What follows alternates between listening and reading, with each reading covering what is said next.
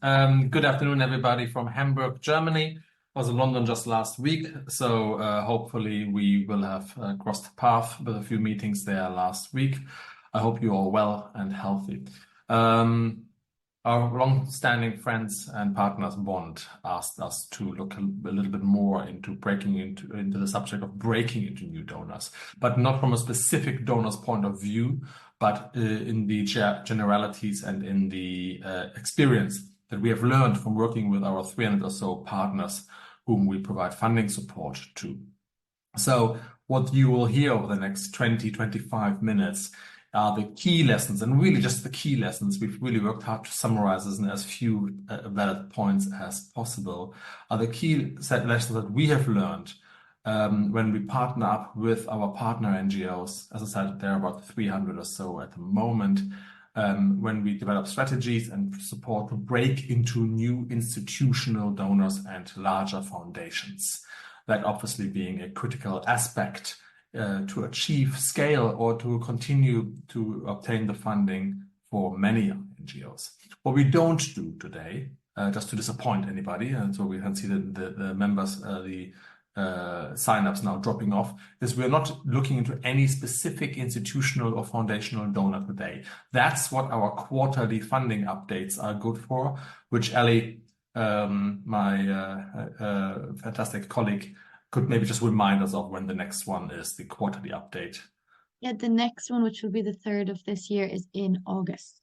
Perfect. Thank you so much. So that will be the quarter looking for the remainder of this year then, and all the things. So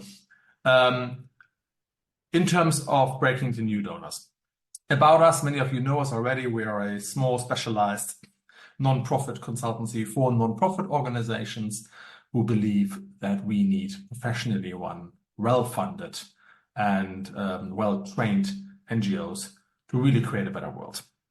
So increasingly our services are becoming actually subsidized from our commercial activities, and the training is therefore already free to partners. Here are some of our team members spread around the world, frankly, with most of them actually in the global south now.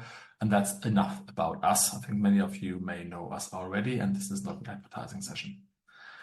So here's what we want to discuss today. We want to share with you some research we've done on what makes an NGO actually financially sustainable, so that we get an appreciation of how much breaking do we actually need to do. What is more always better? Secondly, we want to have a look at what most of our partners found difficult to break into new donors. What did they struggle with? And there are some commonalities here, so hopefully they resonate with you, or hopefully they did resonate with you and you've overcome them already. And if not, then hopefully you find A, encouragement that you're not alone in this problem, and B, some helpful insight and inspiration how to deal with that. And then thirdly, I want to go specifically for two of our partners from 2022 and last year, who one was very successful in breaking into new donor and another one failed. Because yes, sometimes they fail as well. And we want to have a look into what missteps they stepped, so that you might be able to avoid those. Now, just a brief sort of obvious one, in case this wasn't obvious already, we're here to refer to as donors as substantial philanthropic, large foundations or institutional donors, not individual giving. Just to be absolutely clear, I think this is self-evident from the advance notice of this webinar, but I wanted to make sure that there are no misunderstandings. And as Mike said, please plunge all the questions into the Q&A.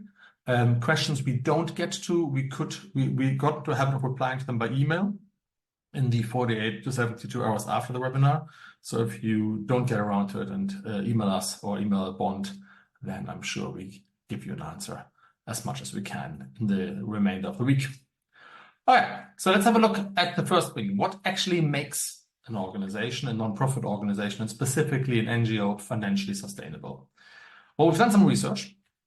We looked at our partnership stock, so to speak, from whom we are usually taking key performance indicators. So every time we work with, or nearly every time we work with an NGO, part of the contract agreements are that we can measure some performance and internal KPIs, completely consenting and open board, anonymized, and then we compare and contrast that with some publicly available data, and that's what we have done here. So we've gotten insight into a fairly large body of NGOs from worldwide, really a fair amount of them in the UK, and then we had a look at what makes them sustainable. And this is what they tell us. Historically speaking, from organizations with at least around 30% unrestricted income are 4 times less likely to fall into financial distress to those that have lower unrestricted income. Now, 2 things are noteworthy. The reserves are secondary. So we did not find a correlation between the level of reserves and financial distress. You would think that is the case, but we didn't really find anything. And for the avoidance of doubt, financial distress here is defined as the fairly large percentage of not being able to fund essential core functions sufficiently, not being able to invest into the vertical, horizontal, or the supply chain of a problem, or fund big initiatives like localization, or of course, facing bankruptcy and having to reduce or dither away. Many NGOs don't actually go bankrupt, but sort of stay stagnant or slowly don't go away. Now, looking away from the problem towards looking at those who don't have that problem, we also dived into the detail of saying which NGOs actually managed to grow financially. Before you sort of anybody criticize me that financial growth isn't necessarily what they're going for, I completely agree. Financial growth is not the hallmark of success. Impact clearly is, and helping and addressing our problem. But financial growth is sometimes a prerequisite, or at least a contributor to impact. And it's something we can measure. So financially growing are those organizations that mature in value around about 15% of their donors every year. Some manage 17, 18, some manage only 12, 13. The figure doesn't really range that far, which was a surprise. And maturing means they've had the donor in the previous calendar year, and they've received more funding from the same donor this year, or whichever year you contrast in the following year, which speaks to me to an active key account management and an active retention of donor, because obviously it's a lot easier to retain a donor than it is to attract one. But they're not bad at attracting ones either. Those NGOs that have substantially grown in the period that we looked at, they've also added at least 2 new donors per year, substantial ones. Something that has been noteworthy in the pie chart where the funding comes from. So, and that to me speaks to an organization that is continuously reaching out, that is continuously networking and engaging with new organizations, that is bidding to new organizations, cold and warm, and that is happy to change that program according in alignment to a donor's preference, geographics, or a new consortia. So it's a very active and evolving flux rather than set in stones. Unsurprisingly, those were the 2 of a few, but those were really the 2 major contributors that our partners have said that these things really, really helped. Unsurprisingly, these organizations also invested not maybe even substantially, but continuously into their business development. So that included training, bid identification, new opportunity identification, despite all the DevExes, etc. It's extremely expensive to keep doing that well, and new bidding. And as I said, there was a good practice of key account management with a small number of very high value funding partners. So they've sort of cherry-picked which donors are really, really important to us, and usually actively key account managed only 5 or so of them. So there was a very professional, focused business development section in support of program delivery, innovation, and basically impact generation. And with that as a financial muscle, they were able to grow financially. Hopefully that inspires you.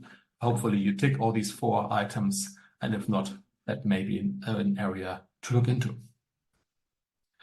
Right, that's pretty much summarized on what makes an NGO financially sustainable. But obviously there's more to this. We can then also ask questions, and there's also more research on our website to that. Now let's have a look at the breaking into the difficulties of new breaking donor before we afterwards look at these fail and success studies. Now, we've summarized here in a somewhat weird looking downwards arrow, apologies for our design, it's clearly not our strength, the major areas of tasks that one needs to do in order to break into a new donor or new donor group. Basically, all this should be fairly intuitively understood, but basically one needs to research the specific donors policy, influential networks in and around the donor, their standards, current trends in the last 5 years, any accreditations or co-working and co-creation groups that the donor themselves have joined as part of the World Bank or the IMF, or have they joined an intergovernmental group or a UN group where they align with each other. You obviously need to research their rules, their eligibility, their traditional implementation partners and or co-creation partners, as well as their program history. My team and I, we always go about 5 to 7 years back, sometimes 10 years back if they are very large, but after that, it's probably not worth it. That is a fair amount of work, particularly because one needs to be able to waste time. And this sounds a bit weird, but what I mean is that it's easily possible to dive into a donor, spend 5 to 10 days researching them, and then coming out and saying, no, not our beef, not our area of, not our kind of donor, even though they looked so interesting at the very beginning. But at least then one knows and can maybe redo the research in 3-4 years' time. Moving on to number 2, one also needs to join, and this is more work, their network and co-creation circle. So most donors these days really are co-creating informally and increasingly formal in fora. Network into alliances, one needs to identify framework agreements. They are a good way to co-create with the donor. And that co-creation takes time. One may find themselves, or we often find ourselves in working groups, in chat groups, frankly, online as well, in small events of 20 to 50 people in Berlin, London, Washington, DC, Brussels, talking about a very specific thing in a very specific region without any prospect of immediate funding in the next 2 to 3 months. Doing that consistently is a big effort of time, and you don't know whether it's paying off in the next 12 months. So you need a longer term lens. So that's why I'm joking. One needs to be prepared to sort of waste time a bit, because there's really no alternative. Now, when you finally get to a proposal, obviously there's the writing part. We need to write to a new donor that always needs to be tailored to that particular donor. It often is a new kind of proposal, even with, for example, USAID or sections of USAID. We find that the proposals they are demanding and asking for now are really fundamentally very different from what they needed 5 years ago. So there's new compliance, new rules, regulations. There's probably new customs and new systems to register to. There are maybe slightly different success metrics, but that slight difference does change your application by 2 to 5%, and that may make all the difference. I've previously said in a bond webinar, another piece of research we've done is that for the European Union at least, a very large percentage, I forgot which one it was, of proposals submitted score within 3 to 5% of each other. So even if you just get 2% for a small aspect of your value-driven proposal, that could make all the difference between winning and losing. The financial rules change, less so in the European Union, but definitely abroad, and that takes a lot of time. By the time you've written your 3rd, 4th proposal to that donor, it's easier. We need to build new alliances and consortia usually. I'll speed it up here. Identification of new partners, getting yourself into the right network on and offline, getting to know your partners, performing the necessary due diligence to make sure we are not getting into bad with anybody unsavory, establishing new work relationships, from afar or in person even. All that takes time and money. And finally, we need to identify specific bidding opportunities. So looking at which parts are we going to go for, and that of course takes the intelligence that we need. We need a proper enough intelligence network by now for this donor to know pretty much in advance of what is coming up before it's being published, because the publication deadlines are usually only 3 to 5, 6 weeks away before the deadline. And if you then need to build a consortia, this is usually too late. So that's a lot of work. Many of our partners to many of them, it felt just overwhelming. They it won't surprise you maybe, or maybe you can give me some feedback if you do feel that as well. It stresses the team. They're busy already. It's something that there's no really one person there to do all that. It's not done in a strategic manner. It's always done on Friday afternoons or as an afterthought. It is costly, as I said. You spend weeks or days researching and days attending events that may never pay off as such. You may learn something very interesting, which is actually not to be overlooked, but it's not often the immediate payoff that many of us look for. It requires a lot of search capacity, which very few NGOs have, and it's very time intensive. There's lots of other reasons indicated by these bubbles here, but that is certainly something that most of our partner NGOs came back and said it's really hard to do well. And I hope, therefore, that this helps. If we are going back to this diagram, there is a potential to at least halve the load. There are things that you cannot possibly outsource. The networking and co-creation, even though there are many people saying, yeah, I can share you my network, I can bring you my network, that would be a very dangerous path. You create a dependency on someone outside. I wouldn't do that. You definitely want to do that internally. Also, building your new alliances is not something you can outsource. If you need to have a working relationship with a new partner in for example, a territory or country of the Global South, then that's what you need to do. That's the way you need to go yourself. No way around this. And doing it half usually leads, or badly or half committed, usually leads to problems. But here, there are some things you can at least partially manage and or outsource. You can at least partially delegate away the research. You can delegate away the identification of specific bidding opportunities. You could even go reverse, saying, identify me these first, do that for 3 to 6 months, and then we'll do the research on those that we would like to go for first. We've seen that approach by a few of our partners, and for some thematic areas that worked quite well. Obviously, you can partially outsource the writing of new proposals. Say, get someone who's familiar with USAID, GIZ, or the Drive Foundation, or whichever foundations that we've identified, or the new impact investor, for example. Tell them, saying that we write the program, you write the compliance part, you make sure it's compliant to the rules and regulations, and then debrief us after submitting so that we increasingly learn that. So there is a way to get beyond the island mentality that is so often the case in our sector, where we feel that we need to do everything. Well, you don't. Assuming there is a budget and there is the time to even support people in, maybe not half the load, but it's a good part, 40%, 30% that you can get off your plate and thereby progress. And maybe that helps. That's pretty much a briefest look and maybe an inspiration to look into the difficulties of breaking new donors and how to possibly engage that. We can talk about this more in a second. And here are 2 specific examples that we've had over the last 2 years. The first one is a success one. That's very nice. So we've partnered and still do with a US mid-sized development NGO, or barely NGO, they're mostly an NGO, but they wanted to enter into the EU market, and they wanted to do so towards the tail end of COVID.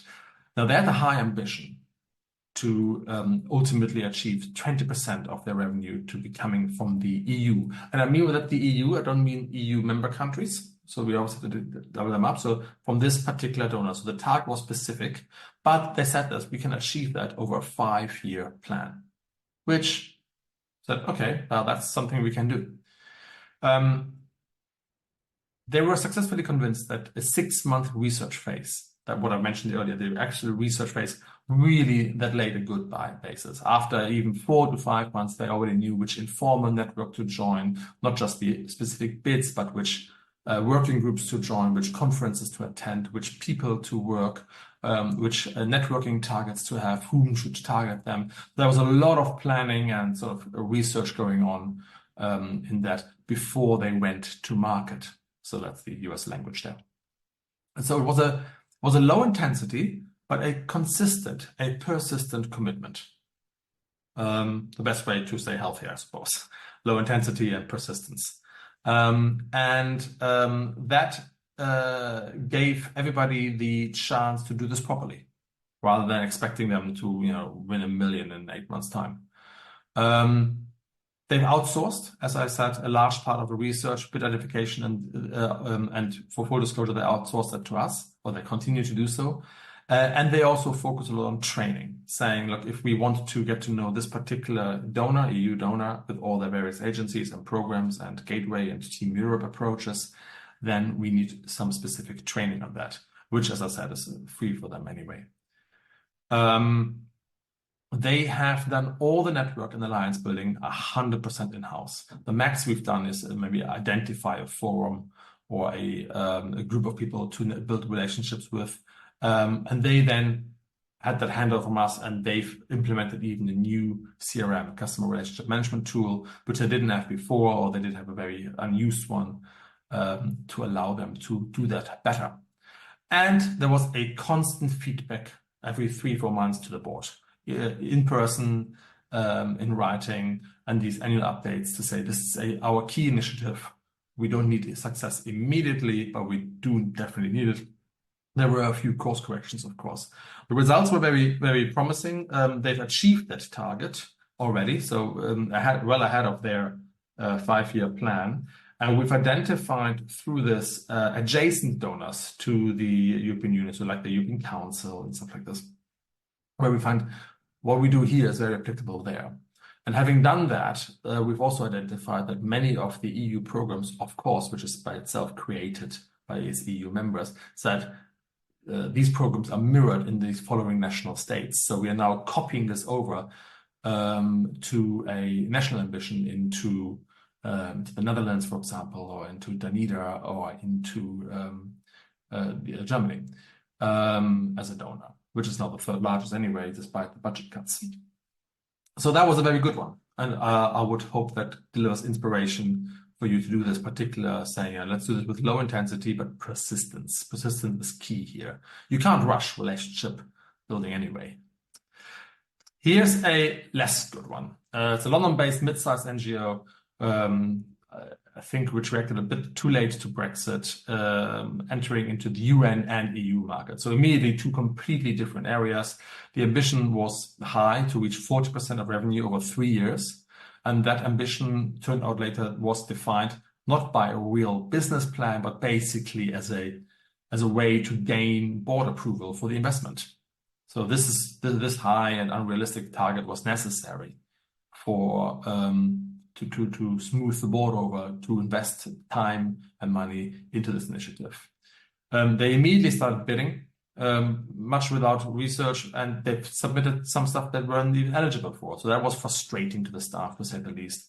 There was a frequent burst of activities, and then it just went quiet. So I'm not sure if that sounds familiar from some of my work, for example, with my previous NGOs, where we kind of go together, we work 5 to 10 days flat out, and then nothing happens for the next 2 weeks, and then flat out again. So a frequent burst, very little consistency. And I've got to say, between the bursts, very little learning. So around the water cooler, yes, but not really written down, shared, reflected upon, and openly admitted that this might have not been the best effort here.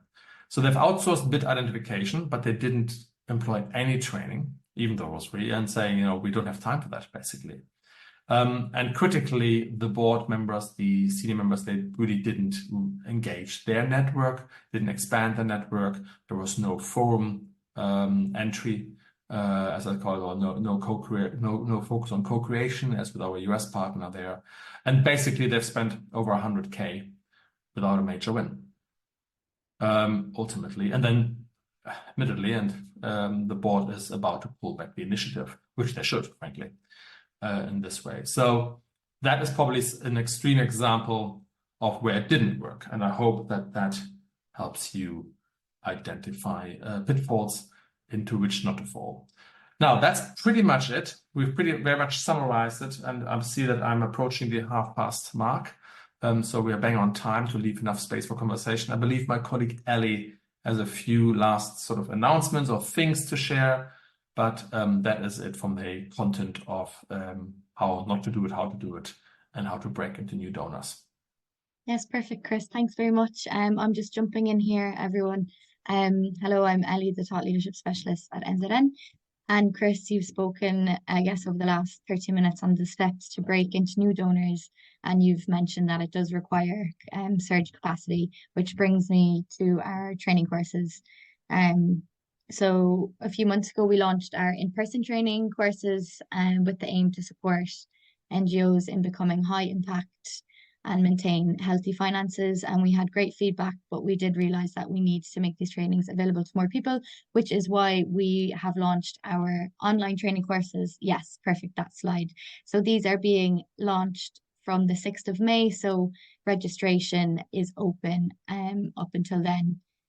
And the two topics are on, as you can see, right winning proposals. And this covers everything on how to write, manage, and negotiate a winning proposal. And the second is on the topic building sustainable income and financial reserves.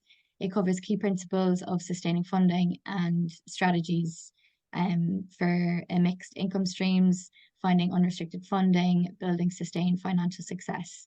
These online courses run over a 5-week period, and you'll experience a mix between independent work, which you can do at your own pace, and then also regular live sessions with our trainers. And then in the next slide, there is a mention about the in-person training courses scheduled. Our next one is in Nairobi, I believe, in May on right-winning proposals.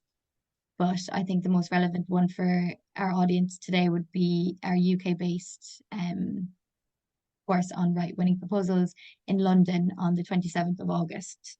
So I believe Lois is dropping a link into the chat with more information on those training courses. So please get in contact via the website and let us know your interest. Cool. And in case anybody got any questions there, I've put my phone number, not my phone number, my email address, that is, right there into the slides. It's spelled correctly as well. Good. And then by all means, do reach out if you want to. I think that's it, isn't it? Sorry, Ellie, those ones. Yeah, and just a quick mention about our upcoming webinars. So for those who are interested in learning more about getting your funding strategy right, this is on the 8th of May, and you can head on over to our website to sign up for that. And then I believe that's all. Yeah, finally. Good. And bang on time. Bond always told us to keep half an hour free for questions, and I'm quite impressed that we kept this to the minute now. Well done. Right, thanks, Ellie, and thanks, Chris. I've got quite a few questions. I'm sure more will come along as we go. It's quite a few questions about sort of investment, Chris, about the proportion. I was going to ask this myself, but it was been sort of asked by some of our attendees. So they're sort of saying, how long would you recommend? How long would you recommend? Sorry, this is about sort of the amount of time you sort of dedicate to success. So how long would you recommend a mid-sized NGO spend on harvesting new donors or keeping existing ones that have many requirements but give very little, but have the potential to give a lot? How do we calculate the cost-benefit analysis of this? So there's quite a few questions around the idea of you need to invest something. What's the sort of how do you judge what to invest? How do you judge when to keep going or pull out, or I know it's a kind of I get you. Difficult to answer, but if you can give people a sense of what the considerations they should bring to that would be great. Yeah, I mean, obviously, I can't tell you an exact figure that you should spend X many hours on this. That doesn't really work. But here's something that we've learned over the last sort of 15 years. It depends on your purpose and the nature and the geographic of your mission. So first of all, I wouldn't start with donors at all. I would list out what attributes of funding do you need? How flexible do you need it to be? How much do you need? Of course, that how much question is something that astonishes me when you look, or when we sort of start working with our partners, NGO partners, and we ask them, well, how much funding do you need? very often they have a great strategy, really fantastically written, and no business plan. So, well, how do you translate that? Okay, so I appreciate that you don't know, and the need is continuously changing in country, but what is your best estimate? What's your line in the sand? How much minimum funding do you need for how long? How flexible? Do you need to change, or are grants model fine? And once you've had a thorough half-day conversation, which I would offer to anybody, by the way, around that, then you can say, okay, well, we now have an imperfect line in the sand. The other end will always change. The donor regulations, the donor money changes, the need changes, particularly in this hot, crowded, and volatile world. But this is our best estimate, and this is what we plan on. Then you can later scenario plan. So once we've answered that, then that throws into sharp focus of how much we need to invest. Your question, Mike, saying maybe it's not worth breaking into this behemoth of a funder and its own ecosystem that is the EU. If we need very flexible funding, and if actually some of our beneficiaries, for example, can pay for a part of a service, maybe an impact investor is much better. So that goes to a totally different funding strategy, where you set up systems and scope and content and engagement methods to work with a large number of impact investors between 300,000 and 5 million.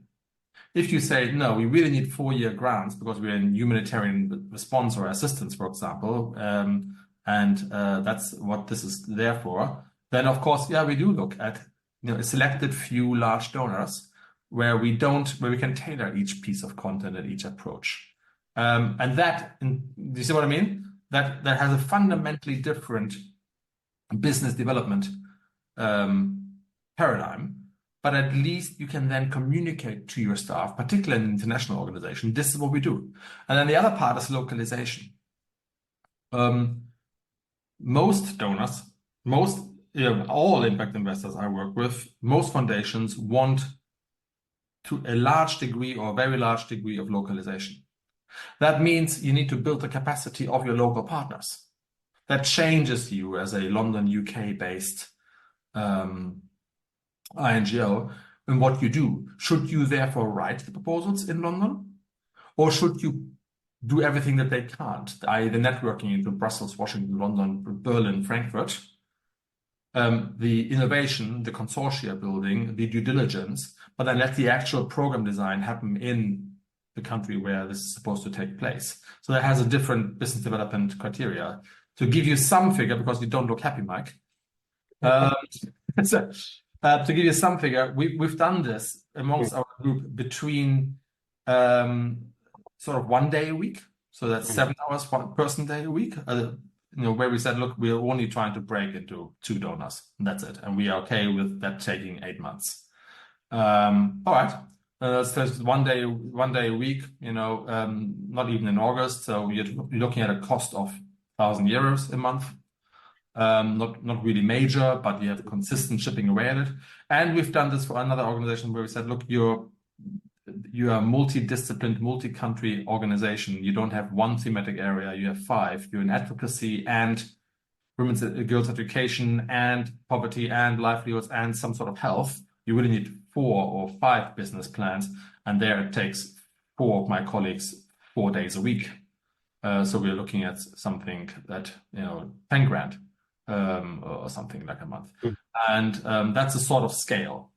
But last thing, bear in mind that the more multi-thematic and the more international you are, the bigger the need for a clear business plan. And it doesn't necessarily get more complicated, but you may need different business plans with different areas of your work. Great. Thanks, Chris. Just to return to the example you gave of the NGO that didn't succeed. I knew you were going back to that, yes. You talked about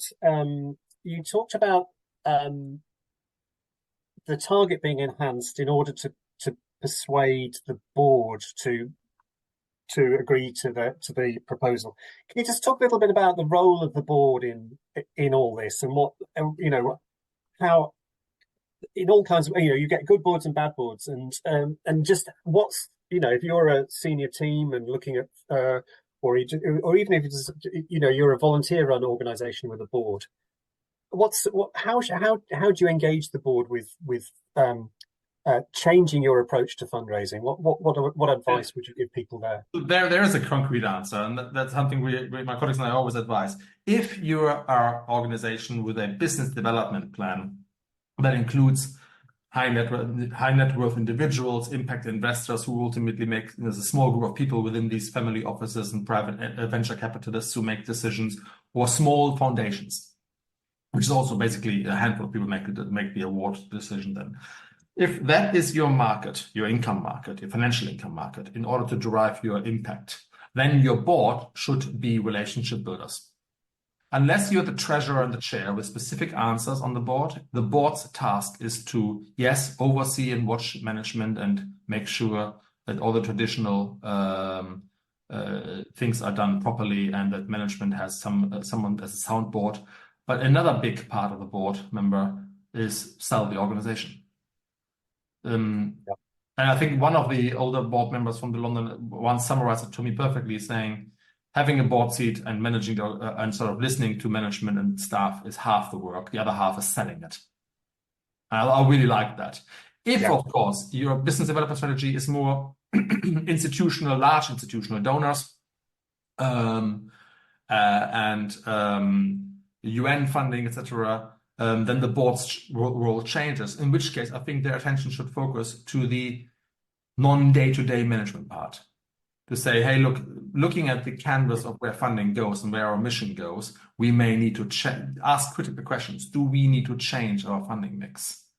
Do we need to try to break into, or should we disturb the organization and say, hey, dear management, I'd like you to develop a pitch to a small foundation that we've never worked with before and develop one pitch per quarter.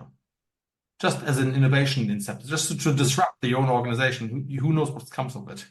I think those would be really good board seats. The worst thing that this particular board has done, and I've been very openly about that and said, you've slept through Brexit, you slept through the tectonic changes in funding. You don't really have an answer to localization, and now you're trying to last hurrah in 8 months' time. It's not going to happen, and it just stresses out the organization.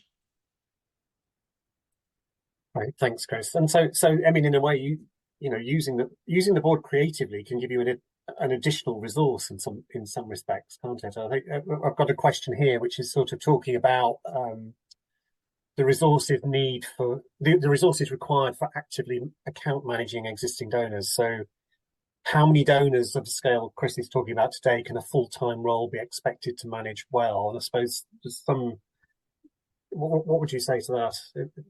Yeah, the usual way of business development for most NGOs is hire someone, work them to death, and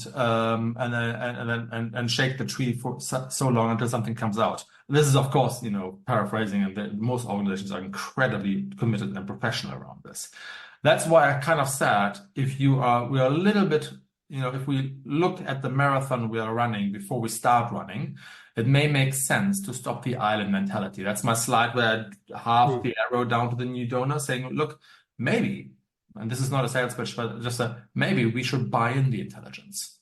Maybe we can benefit from someone who has worked with this donor a long time before, rather than having to do this ourselves for sort of 3-4 months. It will come in cheaper as well. From my own experience, for example, we monitor a fair amount of donor, but we are specialized on that. And I can tell you, it takes an awful lot of management, staff, and sort of infrastructure and intelligence just to monitor these donors. This is not done by someone on a Friday afternoon. When I set this up, I kind of thought it was easier, but no, it's actually a large part of Amsterdam is busy with reading committee notes and attending working groups just to know what's coming down in 6 months' time from this donor in this country. When I started this back in 2011, I would have never thought it takes that many people and that many memberships to be just listening up. The notion of doing that on a Friday afternoon by a single board member by a single staff member for 3 donors is ridiculous. Great, thanks, Chris. And just sort of taking this a step further, there's a couple of questions really about the process of networking and how. So there's one's looking at how do you get into those sort of formal and informal networks, those opportunities with donors, and then there's another question that's talking about an increase in the number of responses from donors or donors who are saying no unsolicited applications. So there's how do you just talk a little bit more about how an organisation who wants to open doors, who wants to be part of a network where these things are being discussed, gets into those networks. Yeah, I think someone summed it up. Doesn't come from me, but from one of my colleagues. So the person will know that I stole it. I think the worst thing you can do to a new donor is ask them for a check in their second email or submit a small proposal. I think that's there are some organizations which have or even though they are small, they have a structured application process and they do that. But very few, very, very few. So the way to get into their network is not thinking of networking as a way to schmooze up. I don't know, does that translate to English? To cuddle up? Yeah, okay, I'm not sure about this. To cuddle up there, but as an approach to saying, hey, I want to learn. I've read your strategy. I've read everything that is publicly available from you. I've looked at your past funding patterns. I've read your OECD and your DAC data, but I want to know what you're thinking for the next 3 years, because most public information is retrospective, which is, increasingly of less value in this very busy, very, very fast changing world. And what do you do proactive? And I'm yet to see the foundation president or the program lead at ERBD or GIZ who doesn't appreciate that question. Emailing saying, I've read your strategy, but given the situation on the ground, or given the event there, or given the announcement of the local embassy there, or given that event, how does that change? And where might I inform myself into that? And we've done this since 10 years now. The funding support started in 2015, so nearly 10 years. And the fora is sometimes like in the European Union, Brussels, a formal working group that anybody can join. Sometimes it's a WhatsApp group, frankly. And more often than not, particularly since COVID, it's an email exchange and frequent online meetings where they dive in and say, okay, our office from Namibia has just reported that back. And the donor then often says, I don't know. Now, USAID makes a consistent, interesting effort, and Ellie, you spoke to USAID recently. That's an interesting one. They've made a very consistent strategy to co-create with small local INGOs. So they're setting up structures was it, Ellie, even to do this by voicemail or not by written, but in terms of by video messages proposals? So I think they're the most ahead right now in co-creating with programs, and you find information online. And Ellie, there's a webinar, I think, or a podcast, was it, with our USAID friends, which we might be able to refer to? Yeah, I can certainly link that in the chat to refresh people's minds. And I believe the contact, so it's Matthew Johnson, the communications director from USAID.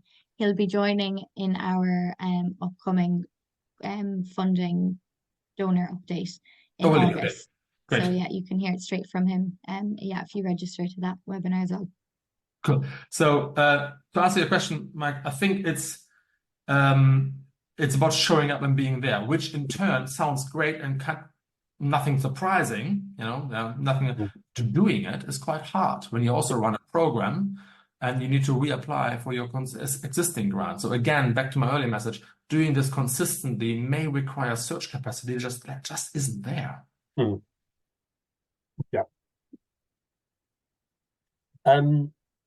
Just to say, my colleagues posted in the chat the event evaluation form, if people could take a look at that. But just coming back to the earlier section, Chris, when you were talking about the characteristics of a financially sustainable NGO, and Naomi's asked for a bit more information around the the conclusions you drew around unrestricted income and the requirements for that. Could you just say a little bit more about that? And also, you mentioned something which I was just going to ask about. You said something about there being no correlation between reserve levels and financial distress. It'd be just good if you could just amplify that a bit more.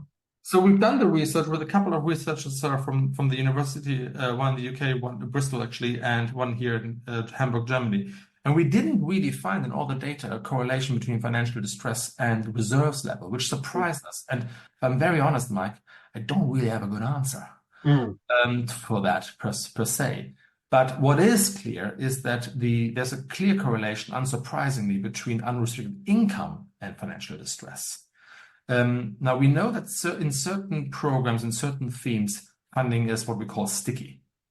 If you're, for example, if you're in humanitarian funding in, say, in the Middle East or Syria, for example, and you have managed to obtain funding from USAID or the EU before, you tend, unless you completely screw it up, you tend to win that funding again in 3-4 years' time. That is great. And I think this lowers the need for reserves. Yeah, it's also bad because it lowers the need for innovation. Yeah, in that sense.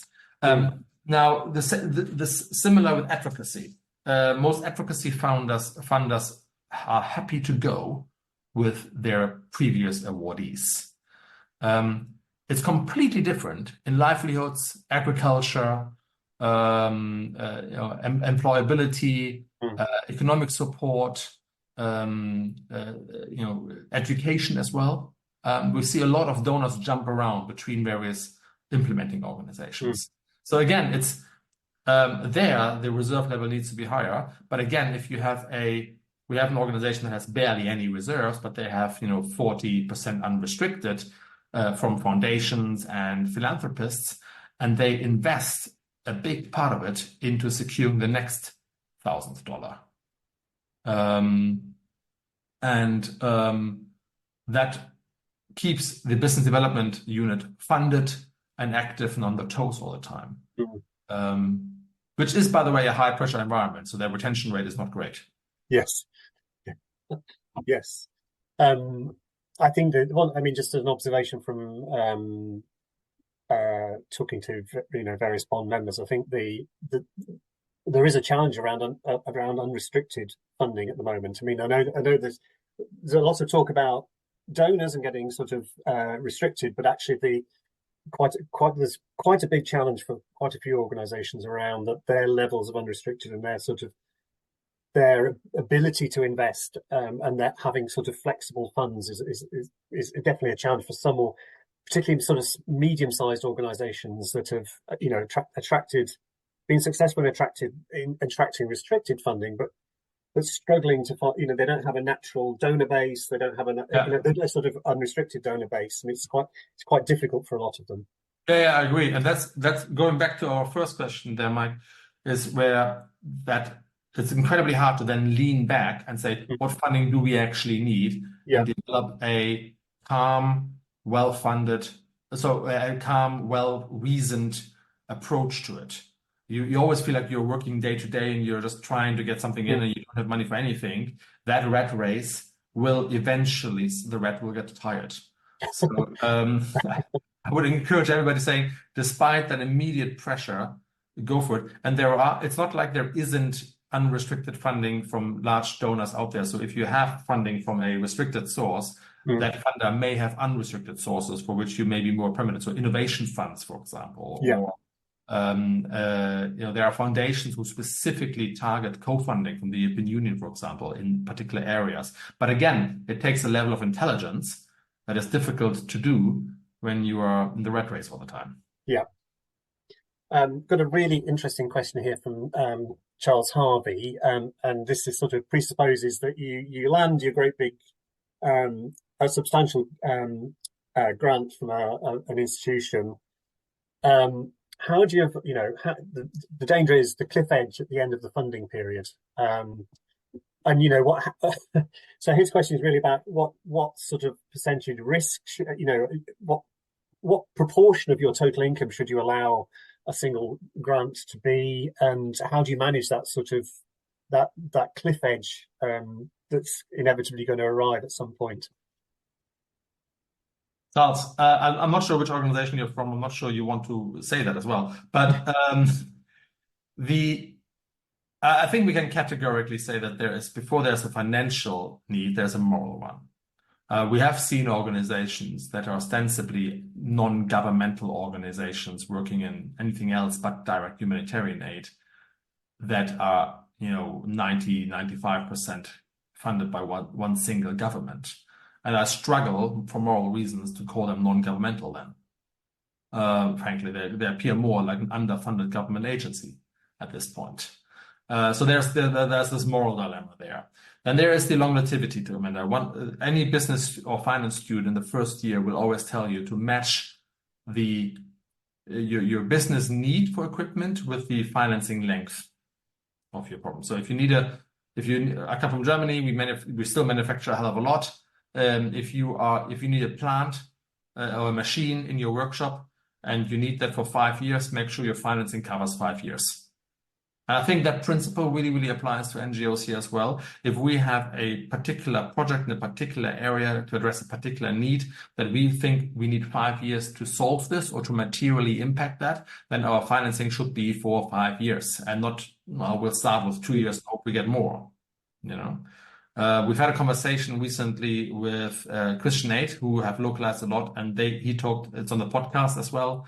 I'm sure Ellie can send the link again. And he said, look, we do need to be prepared to leave some money on the table where this doesn't match our needs. And I thought that was a great statement and quite a discipline. Now, they also benefit from 60% unrestricted, as you can see. So it's an easier decision to make, and it takes more mental discipline to do that when you don't have that. But once you've decided the length in this particular program, in this particular region, in this particular area, then your funding should match that. And if the donor isn't prepared to do that, then walk away. You're not the right funding partner for us. And then ultimately, you need to decide your, Sabi, you need to decide your flexibility you need. Can you take in a program that is advocacy based, for example, is it sensible to take a risk that is of something so variable where you may end up with a huge repayable if you can't get that law to change, or if you can't reach those KPIs, or if you can't implement the program because it's election season, for example, in that particular country. In that case, it's not about the length of your funding, but the type. So maybe we go for a foundation that is rights-based here, that can provide flexible funding. Maybe we go for a social business approach. In which case we don't need any funders or donors at all. So I'm just realizing I probably caused more problems than answers. I've probably got time for just one more question. I've got a question here just around.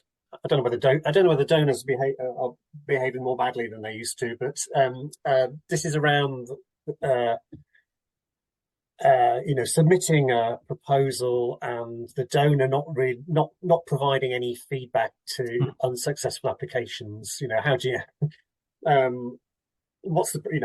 how do you improve? How do you learn? And how do you sort of, if you're not getting any feedback, what's the sort of how can you to get better? So in protection of donors or of large institutional donors, we have to bear in mind, and maybe there's less appreciation of that in our sector, that USAID, for example, and the European Union and GIZ, I don't know about FCDO, frankly, at this moment, they have massive staffing problems. They just don't have enough staff. I know at USAID, a double-digit percentage of staff has turned over over the last couple of years, and they need to replace them and change them, in addition to all the initiatives that Samantha Powers is initiating that causes also more work. So the capacity to then feed back is probably very limited. Also, we see with the increase, and again, just to not to hold up the flag of the donors, but to put that into alignment, we see that large international institutional donors I just mentioned are more and more pulled into humanitarian and response funding. With all these crises, leaving development and aid funding to or leaving the development funding to the European Investment Bank, the DFIs, the international financial institutions who look more long-term. There's actually a concern, for example, within Brussels and I know also within Berlin, whether our traditional aid agencies are only fireworking right now, putting more and more funding, because that budget is going up and up and up as we have wars and droughts and floods, and even in Dubai right now, and things like that. And they are just dealing with that. So I think there's a funding trend towards the international financial, the IFIs, to take over the things. And the World Bank has very reluctantly taken on the loss and damages fund, very reluctantly. And they said, okay, this is the final straw. We are now a development organization internally. So I think there is this happening. In terms of feedback you can get, well, one thing we always do with our partners is a cold and hot review. So sometimes when we write the proposal for a donor, they do the code review. Even after submission, or even ideally before submission, they pretend as if they are the donor and they go through it, ideally with someone who really doesn't know the program internally, or vice versa. They submit and we reverse. I'd invite anybody here to find themselves a friendly outsourced consultant and spend 200 quid, 500 quid to do that. It's one of the best money you can spend to say, hey, we've written this proposal. You don't know anything about it. Receive it as a donor, and give me 5 pages of feedback. Honestly, you can get that done for £250. It is money well spent if you don't get the feedback, and at least you then get it back from those experts. And then what I saw one organization also do, very smart, they just went on LinkedIn, looked at the recently retired donor staff, written to them and saying, could you do us a solid, or here's a nice lunch, or here's $200. Would you mind taking a look at our proposal and just give us your 2 cents worth? And I thought that was a pretty cool idea. Yeah. Brilliant. Thanks, Chris. The time has crept up on us, I'm afraid, and there's a few questions we haven't got round to answering. We'll do our best to answer those in the particularly if there's an anonymous attendee who we might not be able to respond to unless we have a name there. So I don't know if you can tell us who you are. But yeah, Mike, if you wouldn't mind, from those we have the names and email address, to forward them to Ali, so we do give people a response to the question they've asked, because I feel that's a nice sign of respect. Yeah, will do. And just to say thank you very much for everyone's questions and for attending, and particularly to Ellie and to Chris for coming along for another update on the funding environment. Really fascinating, and look forward to the next session that we're running together. But thanks Chris, thanks Ellie, and thanks for everybody for attending today. Thank you. And thank you, Mike, and your team and everybody, Gemma, to organize this session. I appreciate that everybody who joined the session as well. It's an hour out of your very busy life. And if there's anything that we can do to help, please reach out to Bond and or us, and keep up the good work. I know it's hard, but it's worth it. Thank you. Thanks, everybody. everybody. Goodbye. Bye.